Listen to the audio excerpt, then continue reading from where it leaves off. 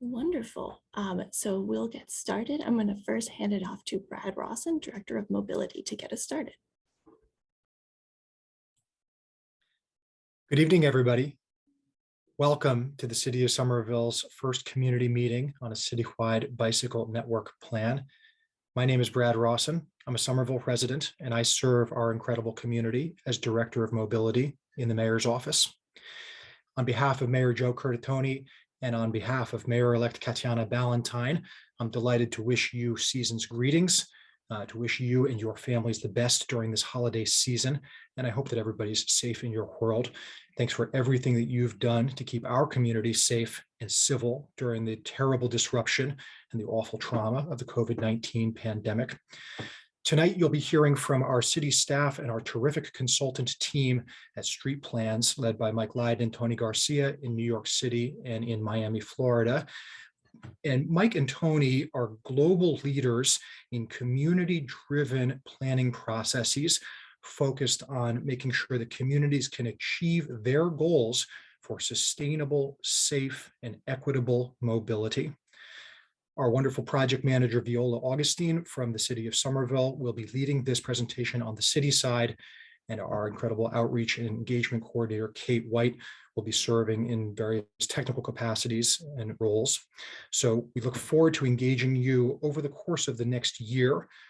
This effort has been a priority of our outgoing city council and our incoming city council, our outgoing mayor and our incoming mayor. And it's been something that we've heard from stakeholders all across our community that we want to make sure we're rolling up our sleeves together and strategically and transparently planning for the next couple of decades of safe and equitable mobility improvements across our city to make sure that all of our residents, workers, and visitors have safe and useful and reliable ways to get around. And please do remember, our streets are for all of us. We have diverse abilities, needs, routines, and preferences, and we have a responsibility to share these assets, to engage in our planning process in a safe, in a respectful, and a civil fashion. So thanks again for volunteering your time here tonight and beyond. Thank you, Kate.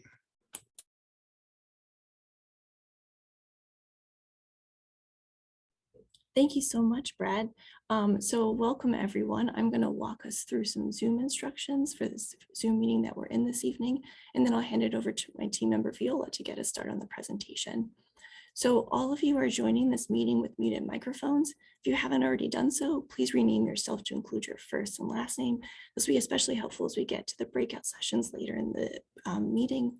The chat will be closed during the presentation, and we'll open it up again during discussion.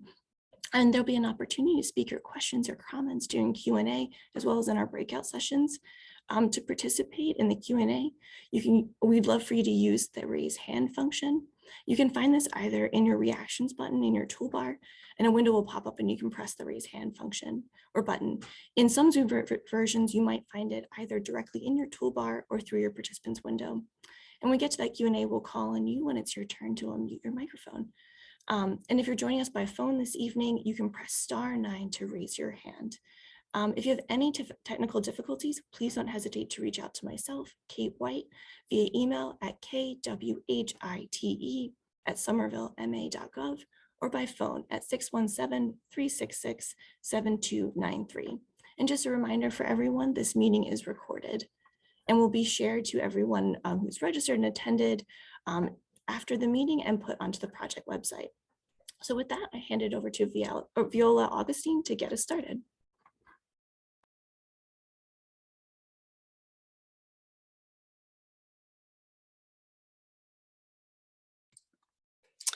Well, that was the first technical difficulty to unmute myself. Anyway, welcome everybody. Thank you for everybody for coming. And we're excited to host this first Bicycle Network Plan public meeting. We will start with about 5 minutes to introduce the project, followed by an overview of what has been done so far, which should take about 20 to 25 minutes.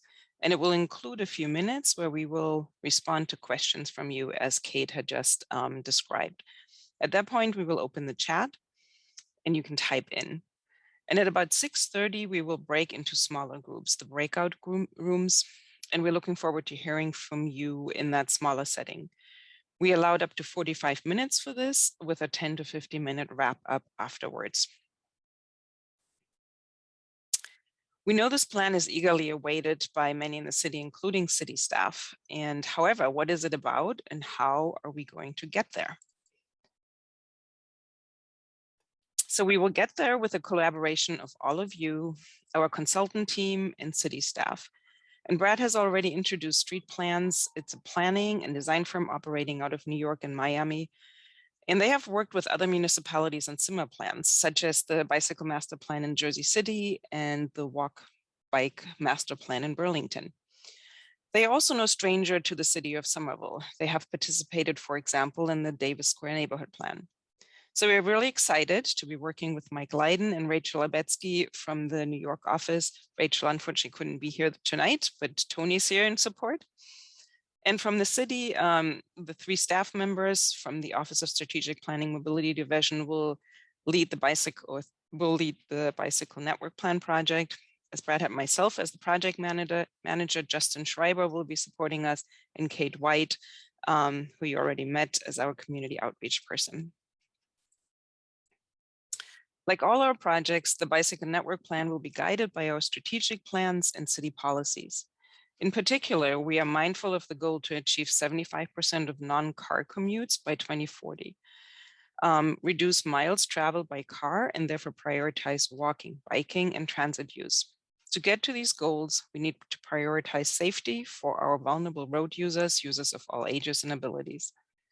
For all our street projects, we are charged with incorporating bicycle, pedestrian, and transit facilities when applicable and practical. All of this will get us closer to a healthy environment by reducing emissions from personal vehicles, which are currently responsible for 98% of transportation emission. With all this in mind, the vision for bicycling in Somerville is to design our streets so that everybody, regardless of age and ability, can ride a bike to anywhere in the city feeling safe and comfortable. The bicycle network plan will support this vision by establishing a network that will designate corridors for various bicycle infrastructures, such as protected bicycle lanes on roads or lanes on the sidewalk level. And the plan will connect gaps in the current network. You see the Somerville bicycle map up, and there are clearly areas within the city that are not even really connected by any infrastructure right now, bicycle infrastructure. And the plan will also guide for future improvements. We will not create this plan in isolation, but we'll use a multimodal framework considering the needs of all other modes: walking, transit, and driving. We're aiming for an equal distribution of bicycle infrastructure that will allow people of all abilities to ride through Somerville. And I briefly want to point out the center image you see here kind of shows nicely all the incorporation of all modes. To the left, we have the car lanes, the lanes for vehicular and bus riders. There is a strip that accommodates pedestrians waiting for the bus or just hanging out. There's a bicycle lane. There's a cobble strip that separates the bicycle lane from pedestrians, which you see the sidewalk to the right. So that's really something that we'd like to see everywhere. We're aware that our roads are not always wide enough, but it definitely demonstrates the multimodal aspect of this whole project. To get back to the plan will also include network enhancement guide, and that guide will address bicycle parking, signage, striping requirements, everything that supports the network. An equity action plan component will identify priority action areas and recommend actionable policy projects and program recommendations throughout the city in an equitable way.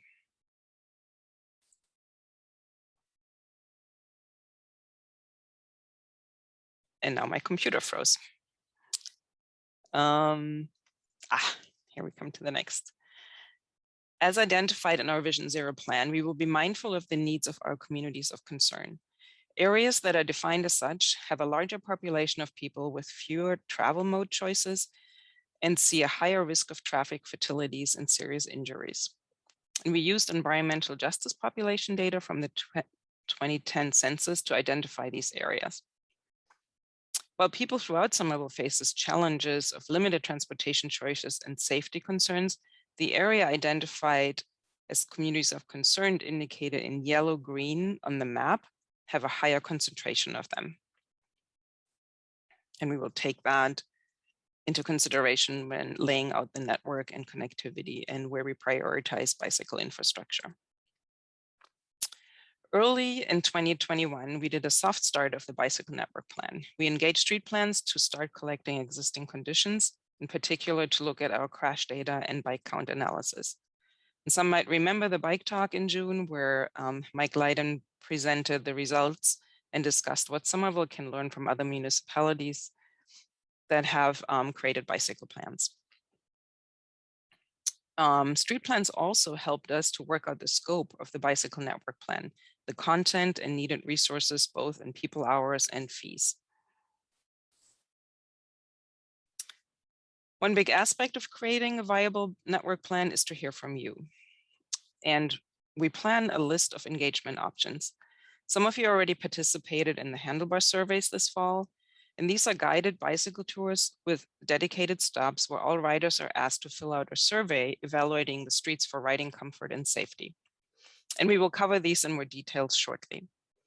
We will continue to conduct these throughout spring and summer of 2022. In the beginning of 2022, we will publish a survey where we are looking for your feedback. A series of workshops and presentations, as well as event-based outreach throughout 2022 will offer additional opportunities for everybody to participate. And then there's our webpage where you will find all information around the plan, the survey, and the latest announcements. On that site, which is somervillema.gov/bike network plan, you will also be able to register to be included in any communication. And we highly recommend and encourage you to do so. The timeline will finish this overview. So our goal is to finish the draft network plan in the summer of 2022 and the final plan late fall 2022. To get there, we will keep engaging with all of you throughout the duration of the project. We'll start the network framework in late winter of 2022 and start the equity action plan that I mentioned earlier sometime next spring. So let's now look at what we have done so far. Mike. Thank you, Viola, and good evening, everybody. A little disappointed we can't all be together yet in a room, but hopefully a lot of you find this way even easier to attend and participate. So thank you for being here tonight with us. Next slide, please. So as Viola had mentioned, we were brought on board in the spring to start looking at a lot of the existing conditions data. And we looked at a number of different sets of data that were available to us through the city or other means. But as was mentioned just a minute ago, we're going to really focus on the network and then crashes and bicycle counts. It's just a kind of high level overview about where things are today in Somerville. So on the left there, you see a map of the existing infrastructure.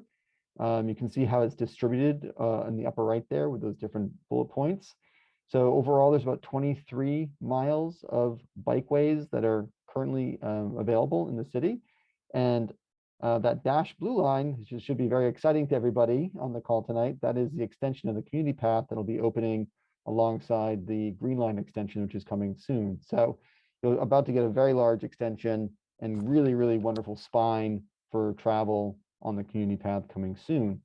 Overall, the bicycle network coverage is on about 13% of city streets. Really dense and connected networks tend to be closer to 40 to 50% of city streets. So not just streets themselves, but city street miles. Now that obviously varies from place to place, but that's really, as a high level, we start thinking about numbers and how accessible the network will be. That's something to kind of keep in the back of your mind. But what I think is really outstanding is with the existing network, which we all know is still disconnected and in places not as comfortable as it could be, the bicycle mode share in Somerville is presently about 8%. So 8% of trips around the city.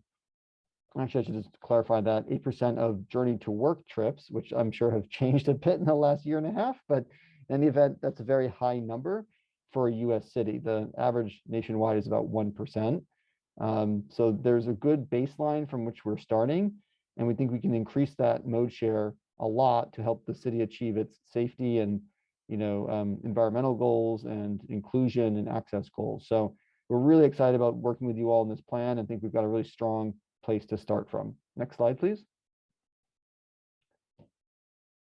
So with bicycle counts, we looked at all of the data that's been collected over the last 5 years or so.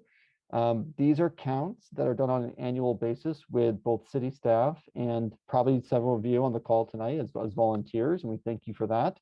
And we took all those counts and we were able to translate that into a map that shows those graduated circles there of different sizes to convey the range of counts per location over the 5 years. So it's an aggregate count essentially there that you see on the screen with the blue circles.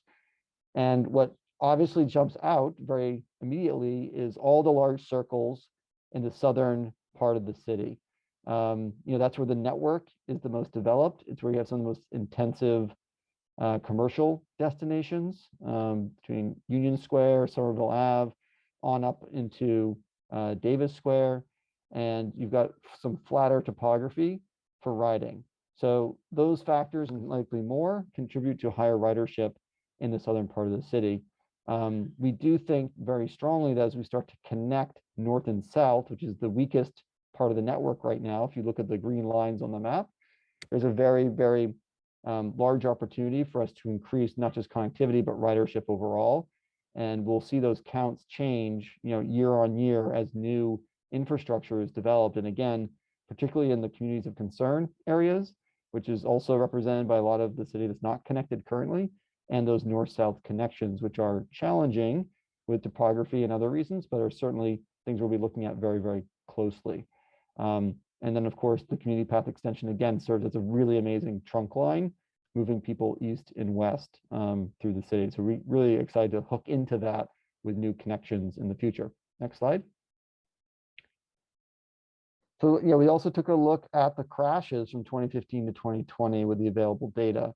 And I think it's very important just to underscore at the top of the slide here that, crashes, bicycle crashes, pedestrian crashes are oftentimes very much underreported. So what you're seeing here are the reported crashes to the police department. And we were able to map those. And there's a different types of crashes that you see in the key, from a very small circle to a single crash location on up to a location that has up to 5 crashes. You can see there's a few of those around the city. On average, with the data that we've collected and looked at, there's about 1 severe bike injury per year on average. We're seeing more of those crashes happening where there's higher ridership, which should make sense, right? When there's more people riding, you're going to see a higher number, like a pure number of crashes. But what we'd like to get at and understand better is the crash rate in terms of the number of miles or number of people cycling, where as crashes typically go higher on the network that's connected, it's actually a crash rate that goes lower, if that makes sense. So we'll be digging into that a little bit further as well as we continue to develop the plan. And then I think it's important to also note that there is no available data on near crashes, right? Or incidents of intimidation or things that make people who are riding feel uncomfortable. I think we've all been in that position where you're riding around any community and someone passes you too closely in a car, or a bus driver overtakes you and didn't give you enough space, whatever it may be. Those are not documented typically, and that's also something that it can be a form of suppressing ridership.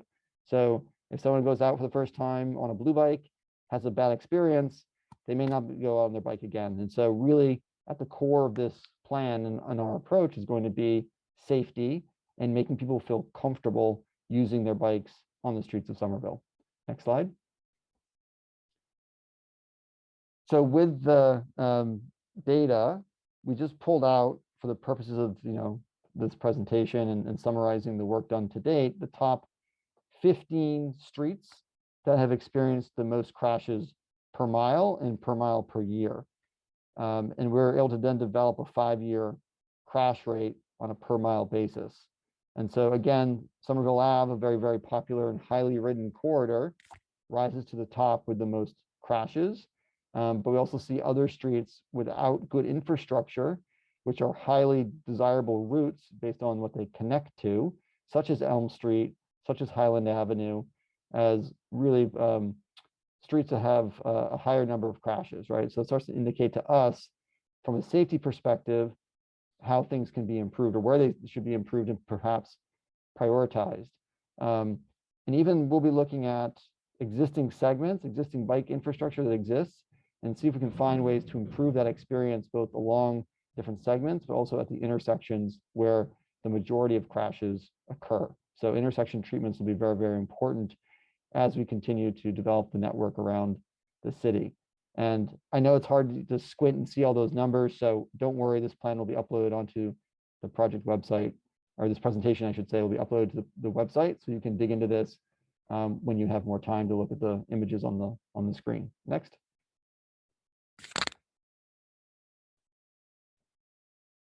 So pivoting towards the fall, we worked very closely with the city and with many of you to go out and ride the streets. You know, we believe very strongly as your consultants, as the planning team, we need to understand and see what you see and experience what you experience. And then have you as riders be able to share back with us what this experience is like around the whole city, as we cannot ride every single street ourselves, unfortunately. And we were able to engage 45 different participants in October. There were 9 routes that were designed at the initial outset of this process. We've ridden so far 7 of them. We've covered 33 different street segments and covered 37 street miles around the city. Now, this is the beginning of this process, and we are open to you all either suggesting routes or corridors that you want to ride, and being able to give you the Handlebar Survey sheets to fill out yourself over the winter or spring, or you can join for future rides, as Viola mentioned at the top of this meeting, in the spring and summer to help us reach some other parts of the city that we've not yet evaluated as part of the existing network. So if you go to the next slide, please, Viola. This is just a map to show you what the streets are that we have ridden collectively and what we've scored using the sheet on the right. That is the Handlebar Survey. It asks 6 different questions, and then you rate how much you agree or disagree with the statement, and then it offers you a place to add some notes about, you know, more qualitative information or just things that you'd wish to see or want to see happen with each of the segments that have been ridden. So if you go to the next slide, we then averaged all of the scores on the streets across the whole city that have been ridden. And what you see is in the yellow on both the map and the chart on the right, those are the streets that scored the highest. So those are what riders so far have felt is the most comfortable to ride on. On down to the bottom of the chart, you'll see the darker red on the map and the darker red on the chart. You'll see where streets were ranked very low. That includes Elm Street, Central Street, Pearl Street, Highland Avenue, you know, streets that are really important for connectivity, but largely don't have existing infrastructure, which seemed to be one of the main points of feedback was, hey, I want to be on the street and ride safely, but there's not necessarily a safe place for me to do that as of yet. And you can see how that correlates on the bottom of the chart there with the high crash corridors, those that are experiencing, you know, an elevated number of car and bike, primarily car and bike crashes in the city. And so you can see how that sort of correlates, you know, the low scores and the high crash corridors. Next slide. So we just took that information and we overlaid the crash data. And it's interesting because we start to see real patterns start to emerge. And one, I just do want to make the point that there is a lot of new infrastructure in the city that's been built in the last couple of years. And we looked at 5 years of crash data. So some of the you're seeing is not yet reflected in the crash data, as we hope a number of these streets will become a lot safer. And a great example of that would be the new protected bike lane around Powderhouse Square, right, in the roundabout. That's a really wonderful addition to the network, yet that's very new, right? So anyways, just want to make the point, Washington Street's another good example. But what we see is kind of 2 patterns. You've got streets that have sort of like a string of pearls, one crash, kind of every few blocks along the corridor. And then you see some streets where there's just a heavy concentration of, a high number of crashes at intersections and just a few intersections. So an example of the former would be like Highland Avenue. If you look closely there on the map, Highland Avenue has a number of crashes, single crashes at many, many intersections, whereas Somerville Ave again has a high concentration of crashes in a select number of places, right? So there's just that sort of pattern that we're looking at and studying, we'll be studying further as we start to develop this network and the specific recommendations.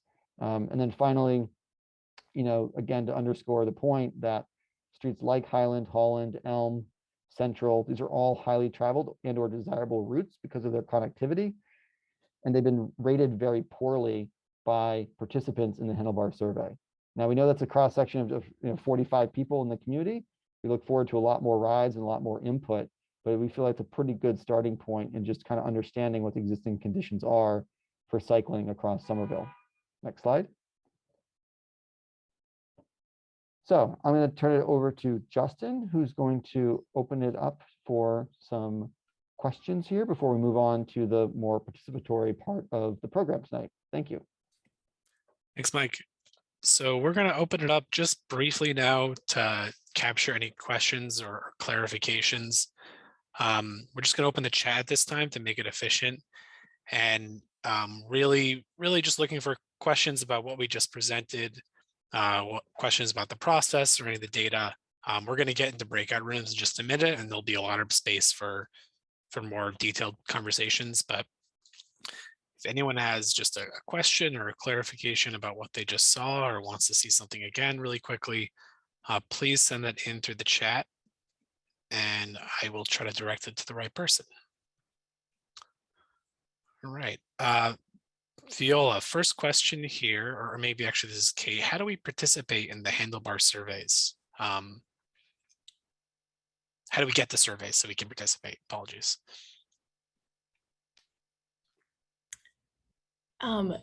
Thank you so much for that question. So we have added our Handlebar survey sheets to our project website. We'll make sure to send this in a link to you right after the meeting in that follow-up email. And we also plan to do some future rides in the spring. Viola, would you like to add any more to that? No, I think you got it. And we will follow up with more instructions. But if you already want to go out there in these cold temperatures and have questions how to use it or have trouble downloading it, feel free to use transportation@somervillema.gov. And I'll put that in the chat for everybody. So we will be able to help you to do the survey right now. Next question is, do you have a record of how many crashes involved other vehicles and how many were caused by bad pavement quality, such as potholes? And I can actually take that one. So the crash form does tell us how many vehicles were involved and what those vehicles were. So we would know if it was vehicle and non-motorist, vehicle and pedestrian, vehicle and person biking, or if there were multiple vehicles involved, or if it was a single vehicle with just property damage. Something like pavement quality is not something that's typically captured in the crash reports. We do get information about time of day, so you can infer about lighting and things like that.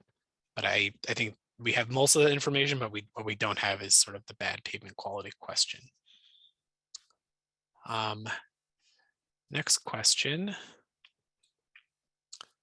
I'll let anyone take this who feels they can jump in. Are there any inputs for future projections or predictions? For example, the rise of e-bikes might affect the use of steep roads or new population growth areas. Any thoughts on that? Sure, I can take that, and maybe Mike, you can help out there too. But yes, all those are good suggestions, and that's a great way to participate, to let us know if you feel we're lacking some data and we should add it. And this is an iterative project process. And as Mike has mentioned, some of the crash data we might have to adjust for newer years and how that compares to when new infrastructure was added. And obviously you're right, the rise of e-bikes and different growth areas. And I can think, for example, of all the new development that is coming to the city, all that will be taken into consideration. I think you nailed it, Viola. I think from where I sit, we're very excited about e-bikes generally, and particularly to reach broader populations of people who may physically have a challenge. And I think we all have physically a challenge going up some of the streets in Somerville. So that could really help as those get adopted and are more common to overcome some of the challenges that exist. So thanks for that. Great. Next question we have is there any focus on traversing Davis Square between the two sections of the path? Viola, you want to take that one? I don't want to say focus because that means we will concentrate in that area. Davis Square will be part of the network, and we definitely will look at the connection. And I'm actually going to throw it back at Justin. I thought there was some improvements already happening or in the near future. Yeah, in the more short term, there is a plan to use some of the residential side streets to connect the two ends of the path using Winslow, Park Ave, and Buena Vista Road. So we can maybe put out some information on that. And then, we'll also be taking a look on I think this person's referring more to the sort of direct connection through Davis. So, Davis is definitely part of an area that we'll be looking at. Next question, actually more of a request. Kate, do you mind dropping the link to the website for people to grab the Handlebar surveys when you have a chance? Next question, are there any plans to think about how this connects to the Cambridge bike network? If many are biking to work, just want to think about what commercial areas they're likely biking to and how we can ensure safe routes there. Yeah, that's a good point, and that is definitely part of it. We didn't focus of it in this presentation, but for the future we will. And as I just mentioned, the new development areas, a lot of them are partially in Cambridge, partially here, if you think along McGrath and even Boynton Yard. And those are hotspots, and we definitely do make sure that they're connected. And as you have seen on all the maps that Mike showed, the concentration in the southern part of Somerville definitely has partially to do with the fact that that's a huge connectivity between Mass Ave and, Mass Ave at Porter Square and Kendall Square and the rest of Cambridge, and then also Boston.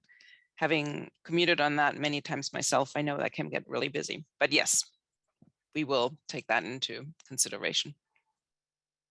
All right, well, we've got a couple more minutes left, and just a reminder, if we don't get to your question, we are going to have another session at the end. Next question is, for crashes, is that the same data set as the mass.open crash portal? And I can answer that. The answer is yes. That's the database we primarily use for crashes. We also have the Somerville's local data set, which can be helpful for looking at sort of individual reports. If there's a hotspot in one area, sometimes you want to see what the officer has written specifically about the crash. But the mass.portal is sort of the most standardized set of data. Okay, next question. A lot of crashes are shown on streets which connect to bike infrastructure. Do you feel there are less crashes on the eastern side of the city due to the fact that there's almost no infrastructure and therefore less people biking? How will this network connect to people on the east side to encourage more bicycling? I can take that. Yeah, I mean, I think part of the reason you have less crashes is you have less people riding overall, potentially. We know that part of the city is not well connected and that some of the infrastructure that does exist is lacking. Now, there's recently been some improvements to some of those existing segments, which is great, upgrading segments to be more protected, but there's a lot of work to be done in that part of the city for sure. And we'll be obviously focusing some of our resources there to make sure everything's well connected. Right. Next question, is there any way to quantify or consider latent biking demand? Like surveying folks who would bike but are not biking today due to inconvenience, safety concerns, etc. I don't know if we can quantify particularly, but we are definitely all the community engagement items that I listed at the beginning, the survey, the event-based outreach, the workshops. We're still fine-tuning them and working on them, but watch out on the webpage, and as I said, register, and we can inform all of you to participate in that, and as well as targeted outreach to youth groups, to older people, and not necessarily people that bike right now. I think that's a great point, and we're aware of that, and we want to obviously expand ridership and make sure that people who don't ride right now because they don't feel comfortable, that we understand why they're not biking and how we can make them feel safe on the streets. Next question, can we think about safe routes to schools for parents taking their kids to our schools by bike and teens biking on their own to the high school? Absolutely. And I think I hope that was clear when I said that we will, target youth groups too, and make sure, talk to parents, kids of all ages, to accommodate their needs. Next question, have you looked at bias and crash reporting? Are certain populations less likely to report crashes, and might that affect data? That was what I was getting at earlier when I was saying that a lot of crashes go underreported. A lot of folks don't feel comfortable speaking or working with the police to resolve a crash, right? That's one of the issues, or one of the reasons of the particularly many that crashes are underreported. So again, what we have for information now, or those that have been reported, I can't right now quantify to what degree crashes are being missed and not reported, but we certainly know it happens with more frequency than we would like. So as we get into the sort of equity action plan part of this project, we'll be looking at ways to address that disparity. All right, I think there's a couple we didn't get to, but I think we want to move on to the breakout session. So if I didn't answer your question, please hold on to it for the Q&A at the end. It won't be quite as easy for me to find it again, so just please ask it again when we get there. And Kate's going to talk a little bit about our breakout rooms. Thanks, Justin. Hi, everyone. Again, we're so excited to jump into more of a conversation. In just a moment, you'll be asked to join a breakout room. And in this session, we're going to be talking about three main questions. That includes, what destinations do you or would you like to be able to reach by bike? What current barriers exist, such as a dangerous intersection, a lack of bikeway infrastructure, topography, bad lighting, that deter or make it uncomfortable for you to access key destinations by bike? And what routes would you like to see improved, and with what types of bikeways, such as protected lane or neighbor way, to reduce barriers and allow you to reach key destinations safely and conveniently by bike? In these breakout rooms, we'll be using a tool called a Google Jamboard, which is an interactive online whiteboard, and this will help us to facilitate the discussion. When you get into your breakout session, your facilitator will share a link to your specific breakout room's Jamboard. And as always, in any discussions, we ask all participants to be respectful in your comments and inputs. So we're really excited to hear from you. So before I launch the breakout rooms, I just want to share that all of our facilitators, so Viola will be facilitating one session, Justin, Mike, Tony, Ali, and Tom. Just give us a quick wave. And again, you'll be hopping into a breakout session with them. And if anything comes up, you can always feel free, as we said, the chat is open, to reach out to me if you have any technical difficulties. So with that, I'm going to launch the group, and we'll see you in just a moment.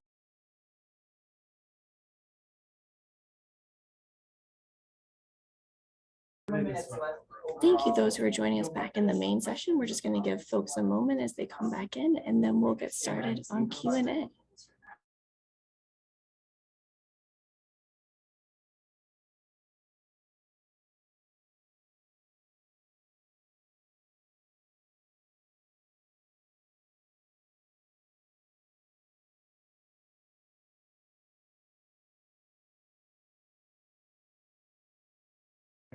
Thanks, everyone. So just give people just 30 more seconds, and then we'll pop into the larger Q&A. Thank you so much for taking the time in the breakout sessions. We really appreciate your participation.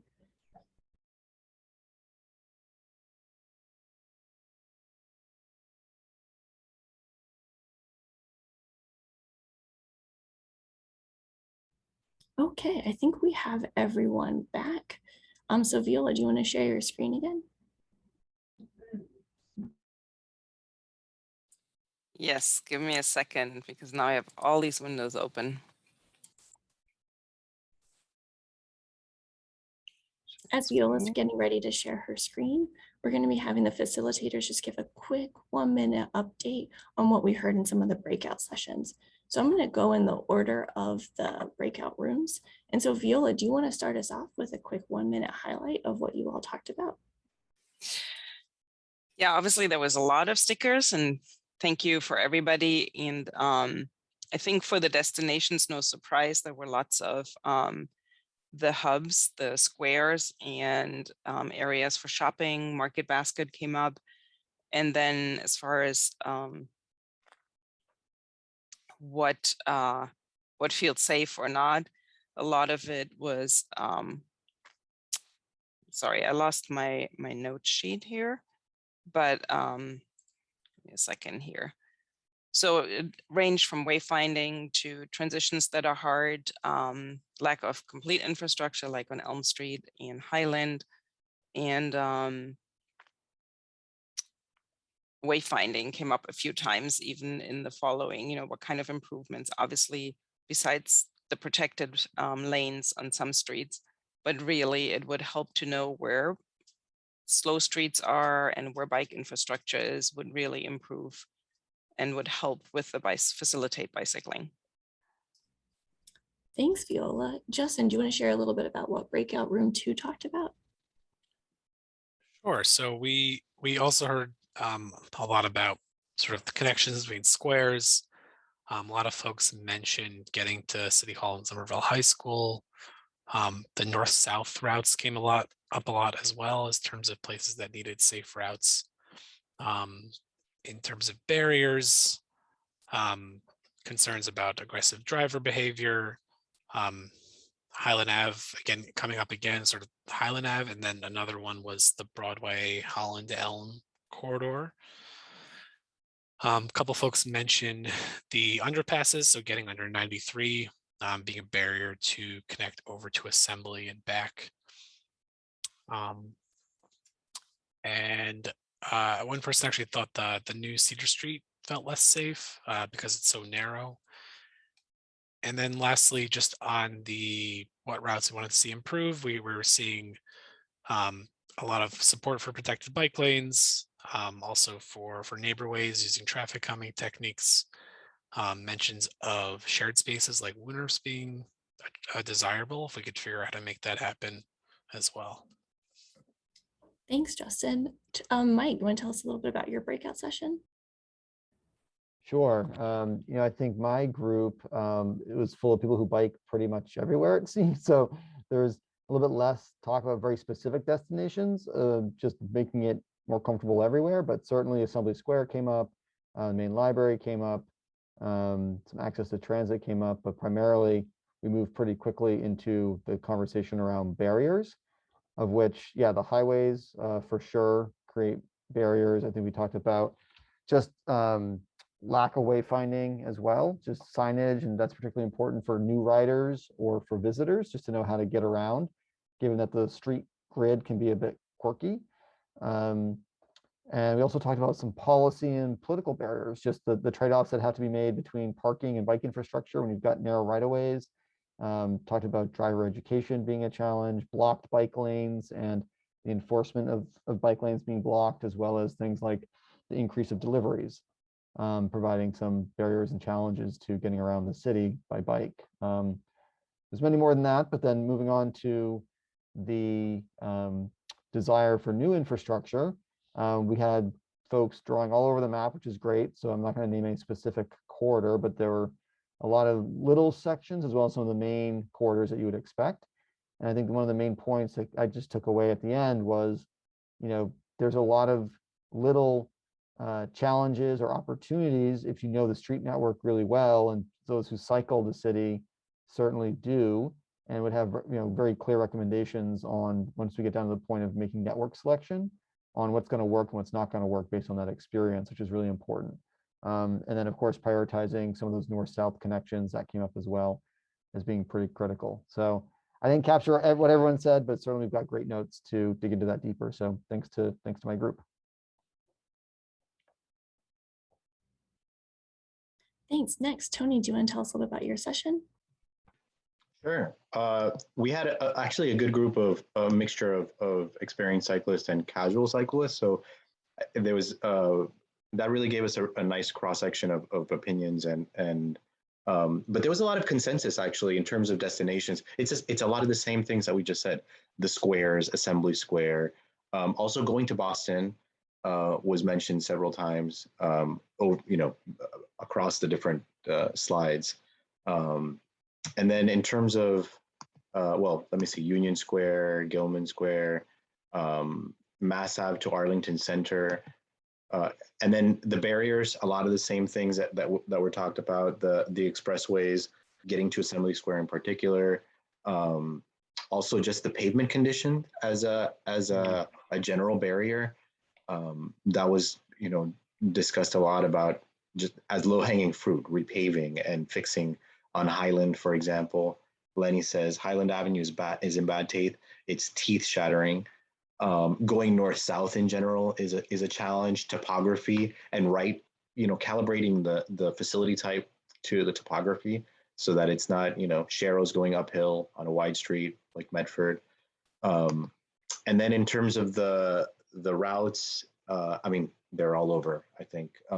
One of the ones that there was a lot of consensus on was protected bike lanes on Highland. And we did talk about, the balancing act with transit and what would happen there. Protected lanes on Elm and Holland. We also talked about basically closing Davis Square to cars and opening it to pedestrians and pedestrianizing Elm and doing things in anticipation of that would, reduce cut-through traffic of people just cutting through Davis Square.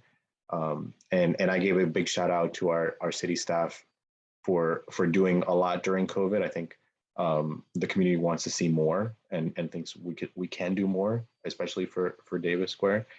What else? Protected lanes on Somerville Ave, and then access to Assembly Square again. Just how do we get through there and go around the expressway or go through it? Thanks, Tony. Tom, do you want to tell us a little bit about what you all talked about in your breakout? Yeah. So in our group for destinations that people bike to, similarly, people talked about biking with kids to schools or playgrounds, biking to work or various universities nearby, and we're very interested in biking to adjacent towns in basically all directions from Somerville. So a lot of interest in making sure that there's connectivity to other towns. For what people found stressful, mostly major arteries were very stressful to bike on. Aggressive driving made people uncomfortable, either from drivers parking in bike lanes, driving dangerously, or in some cases even physically threatening the people biking. Access to assembly also came up. One-way streets as an obstacle came up. And then also construction, both in terms of poor pavement quality or a bike lane being closed off or inaccessible for a long time during construction. And then as to what people wanted to see, we talked about basically protected bike lanes on just about every major artery, but some ones that people were especially interested in were Highland, Holland, Powderhouse Boulevard, and Elm Street. We talked about the general idea of neighborways versus major arterial protected bike lanes. And in general, we preferred having most of the bike network be protected bike lanes on major arterials. We had concerns that neighborways are less direct and that when they cross a major arterial, that's often a stressful connection. So there is interest in neighborways for local access, the idea that most or all streets should allow contraflow biking, but less so neighborways for the kind of spine of the network. And then finally, some attention on fixing gaps in the network where it's almost connected. Some streets like Mossland that almost allow connectivity. Thanks, Tom. And next, Allie, can you tell us a little what you all discussed in your breakout session? Yeah, a lot of overlap with what everyone has mentioned in terms of destinations. We had some people going to City Hall, Assembly Square, Union Square popped up a lot, as well as connections to Arlington, Medford, Cambridge. In terms of some of the current barriers, again, sort of what we're hearing from others, Highland Ave and the lack of bike infrastructure there is a barrier. The north-south connections are challenging. They're hilly and there's not a lot of good infrastructure. Specifically, the intersection of Prospect and Somerville Ave came up as an area of concern. And just generally uncomfortable in areas where there's parking and bike lanes, or some of our streets that have unbuffered bike lanes, as well as the need for more contraflow. Someone also mentioned signage, and that came up in our group as well, specifically guiding people towards assembly and getting through the barriers of the state roads and the steeper streets on the way there, indicating recommended routes and easier routes for riders. And other state routes that came up were Mystic and Alewife Brook Parkway, and specifically the connection to Alewife Brook Parkway. So just the importance there of coordinating with our state partners. And yeah, I think that's about it. Thanks, Allie. Well, thank you all again for participating. I'm gonna now send it back to Viola and Justin, and we'll open up to a larger Q&A. Actually, Allie, before we do that, because it is already 7:30, to give people the option to jump off if they want to, I will cover the last slide where we wanted to tell you what you can do, and just make sure to stay engaged, go for a ride. We talked about the Handlebar Surveys. You can download that on the webpage and ask us questions if you have. Take the online survey. It will be published early January. Participate and help with the workshops. We will post and let people know how we need your help, and stay informed. The project website, somervillema.gov/bike network. And you can subscribe there to emails, and we would again recommend that for all. Send that to folks that you know that want to participate in this process. The more the merrier, the more the better product at the end. And get in touch if you have any questions. transportation@somervillema.gov. That will go to everybody in mobility, and the three of us, Justin, myself, and Kate, will pay attention to any email that comes with questions about the bicycle network, or any comment. And with that, I give it back to Kate, to anybody who wants to stay on for a few more minutes to have an urgent question. Please feel free to do so. Or Justin will lead that. All right, so you folks can chat any questions. You can raise your hand if you prefer to speak. I'm going to try to knock out some of the questions from earlier, and then we will move on to questions from now. So the next question is the city advocating for e-bikes and the blue bike system, which would help for traveling by bike? And will this plan include an analysis of where bike share stations and bike parking should go? And I'm happy to take that one. So we are working on trying to get e-bikes into the system. I think given Somerville's topography, there's definitely recognition that e-bikes could really be a game changer for bike ridership in the city. Really, the most important thing right now is advocating with talking to the state about clarifying how e-bikes are defined under state law. Right now, there is no definition, so e-bikes are generally considered more like mopeds, and there are issues with the electric bike share bike right now. It really doesn't meet the design requirements that are in state law. So that's something that we're sort of working on primarily to make it really to enable that. And then there's going to be all sorts of other questions to answer about getting e-bikes in the blue bike system, the cost behind that. And folks may know from systems like New York City that there's a permitted cost associated with e-bikes. We haven't worked all that out with this system operator. So I think the answer is yes, but we're not quite there yet. And then the answer is also yes to having this plan figure out where stations should go and bike parking in general, where our bike parking needs are going to be. We sort of have an internal goal about bike share stations being within a quarter mile of each other. So we could look to make that formalized through the bike plan, and then bike parking as well is going to be a part of the plan as well.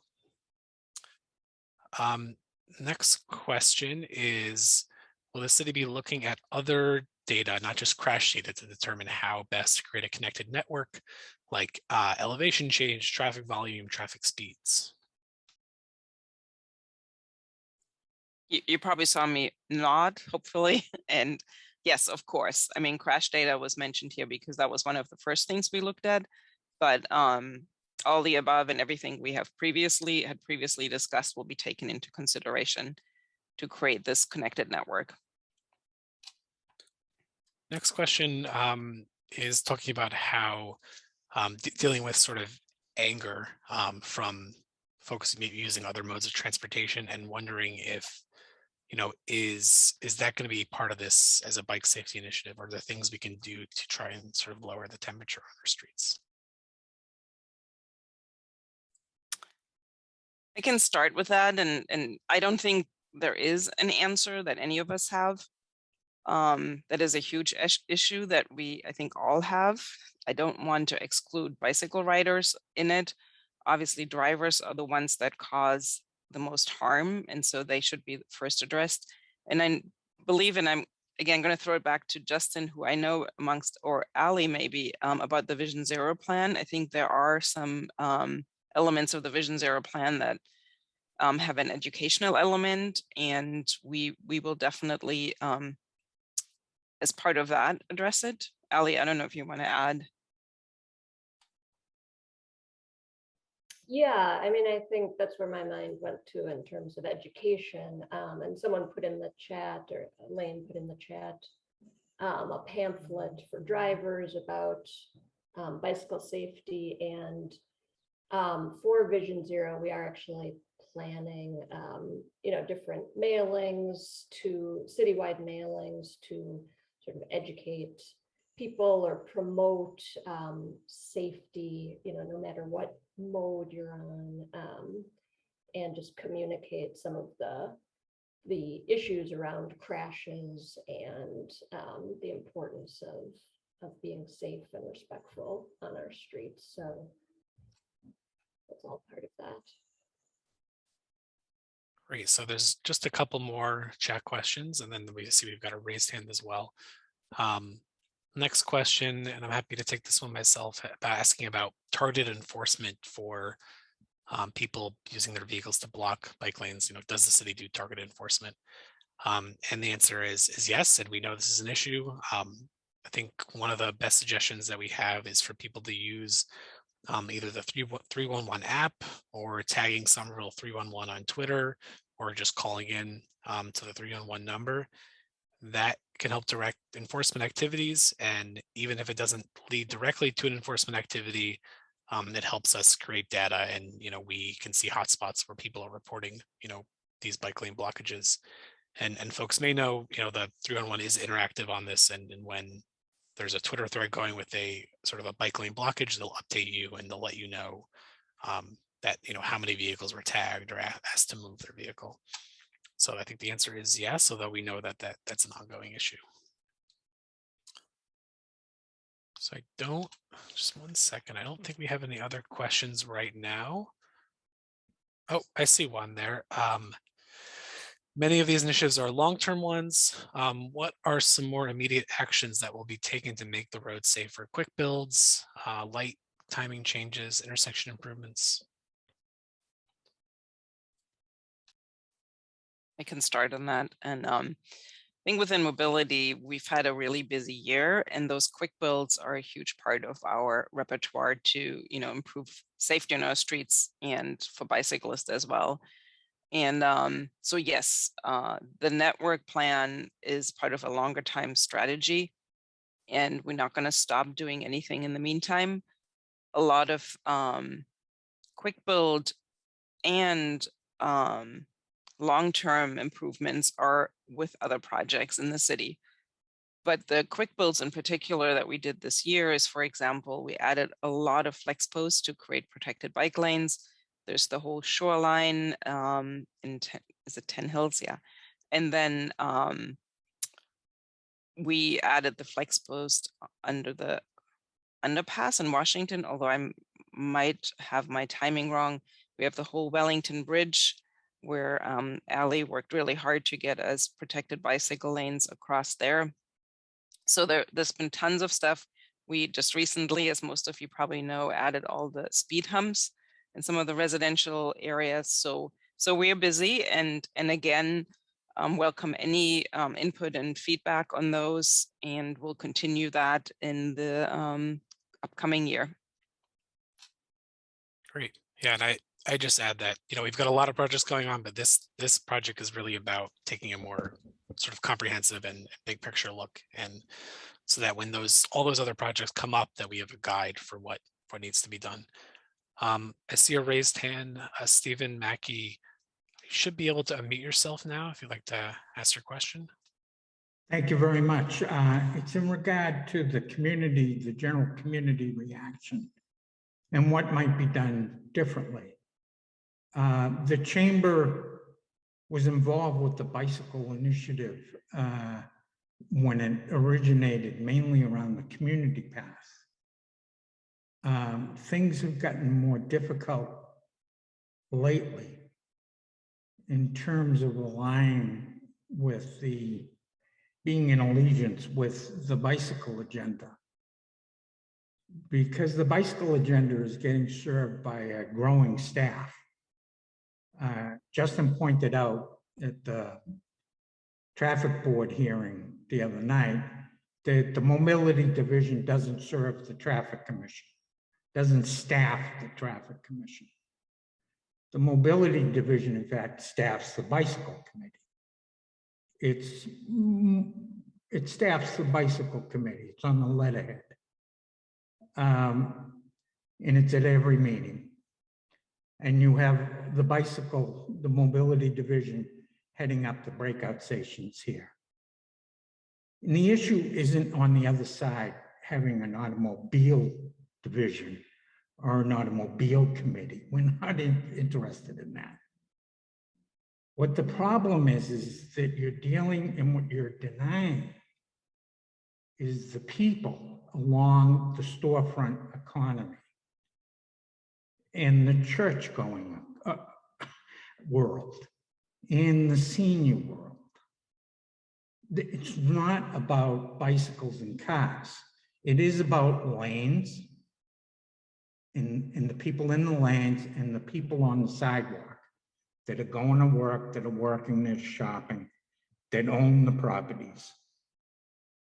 The traffic commission you have to recognize, is totally different than the planning board and the zoning board of appeals and the city council.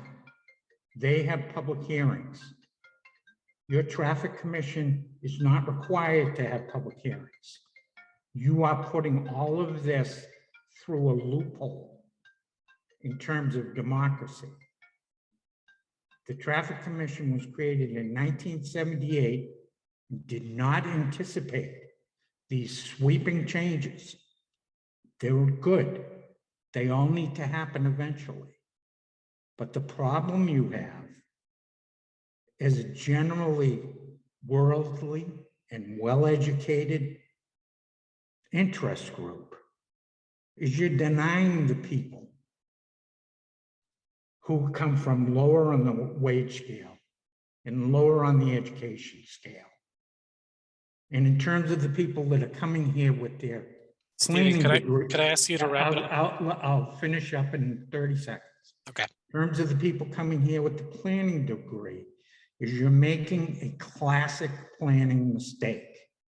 Is you're bringing in all the righteous design, architecture, planning, etc., and you're forgetting the people that you're displacing. Thank you. Thanks, Stephen. We have another question here in the chat, and folks, I think we're just about ready to wrap up here. If anyone has one last question, feel free to chat it in. Question is there a plan to pilot a system where a documented bike lane block result in a ticket? And I think that is a reference to something that exists, I believe, in New York City, where folks can use a 311-like app that and police officer can then choose to issue a ticket based on. I don't think we have any plans at this time, but that's definitely something we could look into. I'm not entirely clear on whether that is something we have the authority to do, but thank you for the suggestion. I see in one hand raised, Matthew, you should be able to unmute yourself now. Thanks, Justin. One of the things that I think is really important from like kind of like a high level picture is the areas that you have as underserved, basically mainly from Highland Ave below the hill all the way to Assembly, including East Somerville and Winter Hill. Based on the topography, if you lived in one of those neighborhoods, you would probably drive to Union Square or you would drive to Cambridge and you would have to have parking. And I think the inherent frustration is we're doing a lot of this infrastructure development in areas that are around transit hubs where you don't really have to live there in order to take public transit and get where you need to go. If you live in Davis Square, you can go to Harvard, you could take the T, you could choose to take a bike, you could probably walk without going over a hill. But if you're in the underserved areas, there are no bike infrastructure set up. And you're essentially now relying on hopefully this incremental change getting up to you. Whereas you have to drive now, or you have to be able to be fit to bike up a hill in order to go where you want to go. So we're not really making it easy for people in other communities to get on a bike, to encourage a mode shift. We're hoping that we can punish them by removing enough parking to get them to conform. And I think we need to really fundamentally change how we think about what our intended outcome is, because I think we can make it a lot better. And I think the from A to Z period of this can be a lot easier, and it could be really accommodating to a lot of people. If we go, we want to make this the best service for you now so that you will use it, rather than say, we're going to take away all of the parking that you rely on because you don't have any infrastructure.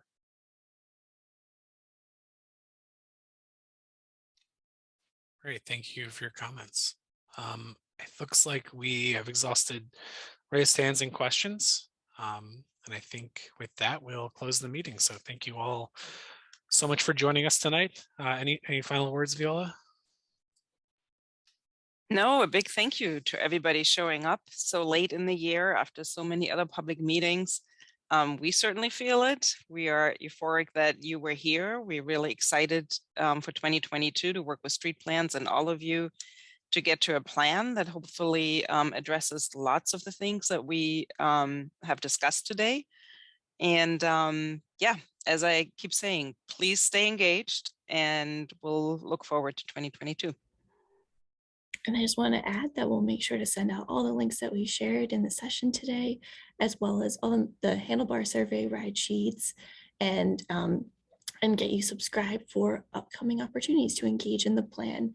Never hesitate to reach out to us at transportation@somervillema.gov, and check out more about Somerville transportation through Somerville Infrastructure Twitter and our other websites. So thank you again so much for joining us this evening, and we hope you have a wonderful rest of your day. Happy holidays.